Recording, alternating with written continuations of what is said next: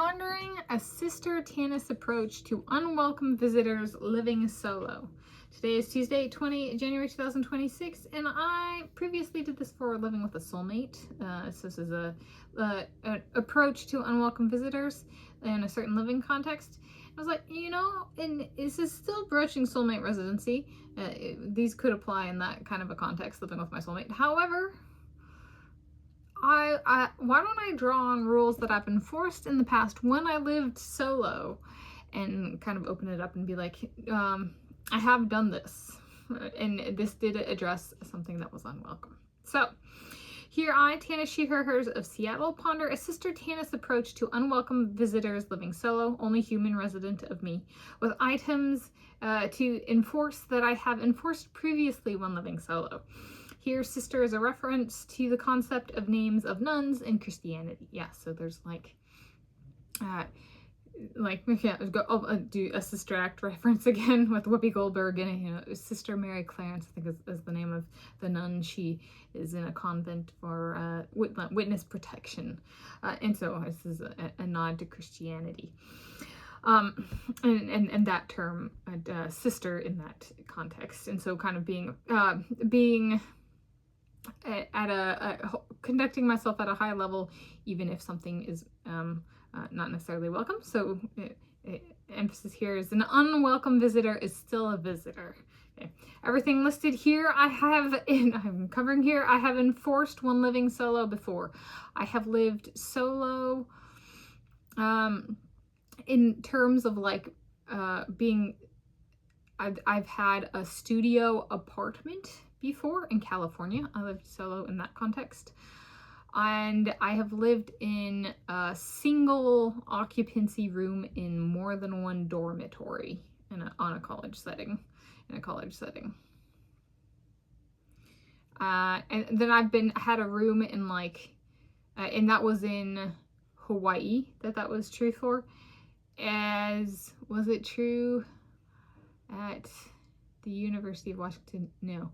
And so and then I've had a solo room with shared spaces, like in an apartment or a small building or something in Africa and California. So, there we go.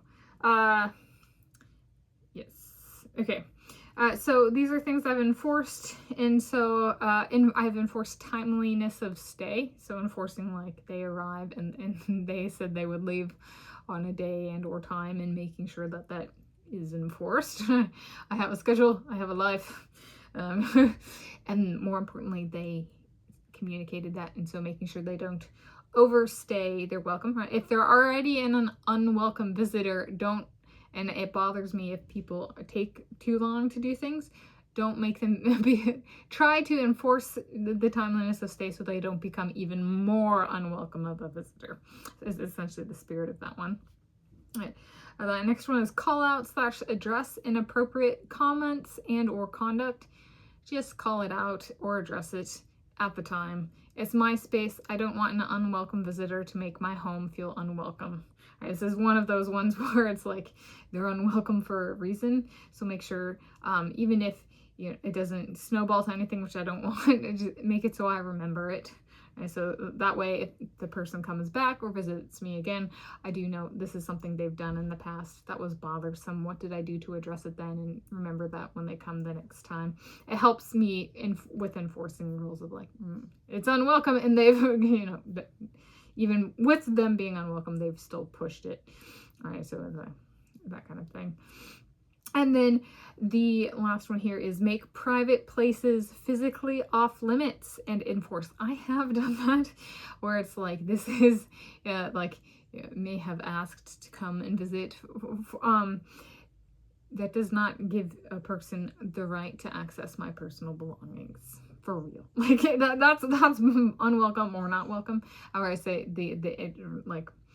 like the degree with which something needs to be blocked off and or enforced, per my experience, tends to be higher with an unwelcome visitor. Again, they're unwelcome in part because of previous behaviors, right? So there's a little bit of like, so-and-so is coming, take an extra step, put an extra blank in between, that kind of thing. Be ready to like speak up more readily than if it was a welcome visitor, so that kind of thing. So that's Pondering, a Sister Tanis approach to unwelcome visitors living solo.